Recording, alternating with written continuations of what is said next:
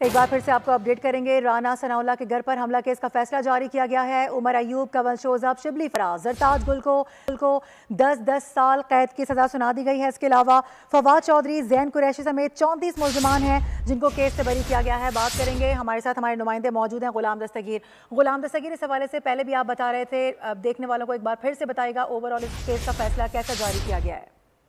जी बिल्कुल, ओवरऑल फैसलाबाद में जो इस्तगासा जमा हुआ था 732/23 9 मई को ये वाकया पेश आया था। 200-250 अफराद थे, समुंदरी रोड के इलाके में मर्कजी शाहराह है, वहाँ पर जमा हुए। उन्होंने वहाँ पर एहतजाज किया, रोड को ब्लॉक किया, नक्शे आमा को नुकसान पहुंचाया और उसके बाद एक जत्था जो है वहाँ से अलग होकर राना सनाउल्लाह जो लीगी सीनियर रहनुमा हैं और इसके अलावा उस वक्त वजीर दाखिला थे, उनके घर पर हमला किया गया, जिसके नतीजे में 4 अफराद जो है जख्मी भी हुए थे। ये तो इनमें से 250 जो नामालूम मुल्जमान, इसके अलावा 24 नामजद मुल्जमान के खिलाफ इब्तदाई तौर पर मुकदमा दर्ज हुआ था। उसके बाद तफ्तीश का अमल शुरू हुआ तो तफ्तीश में ये बात सामने आई कि जो नामालूम मुल्जमान हैं उनमें से कुल 109 मुल्जमान नामजद और नामालूम इकट्ठे करके वो बचे हैं, वो इस वाक़े में मुलव्वस थे।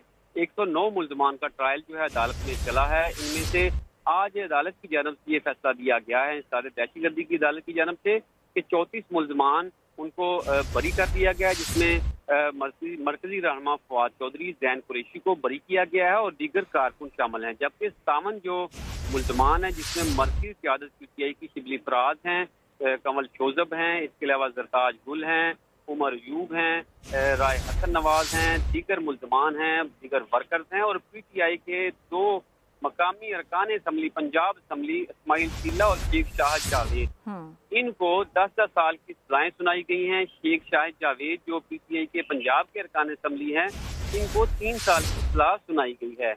आज ये फैसला जो है जारी किया गया है। आज ये बताया गया था कि फैसलाबाद में सारे दहशतगर्द की अदालत की जानब से ये फैसला सुनाया जाएगा, जिसके बाद PTI की क़यादत ने कारकुनों को, कायदीन को रवायती तौर पर बेसहारा छोड़ा और सिर्फ PTI के 2 वकला यहाँ पर फैसला सुनने आए और इस मौका पर सिक्योरिटी के सख्त बंदोबस्त किए गए। तो अदालत की जानब ये फैसला आज जारी किया गया है। जब ये मुकदमा दर्ज हुआ था तो दर्जन मार मुख्तलिफ ताज़ीरात पाकिस्तान की दफात शामिल इस मुकदमे में की गई थी, क्योंकि एहतजाज के दौरान न सिर्फ फायरिंग की गई राना सनाउल्लाह के घर पे, वहाँ पर तोड़ फोड़ की गई, नक्शे आमा को नुकसान पहुँचाया गया, सड़क को ब्लॉक किया गया और दहशतगर्द की दफात भी शामिल की गई थी। वहाँ पर चूंकि बलवा बोला गया था और काफी वहाँ पर शिद्दत जो है एहतजाज की थी और इसके अलावा जो नाजायज असला जो है वो शामिल किया गया था, उसकी दफात भी शामिल थी। तो अदालत की जानब से साल भर जो है इसकी तकरीबन समाज चलती रही है। केस की मदई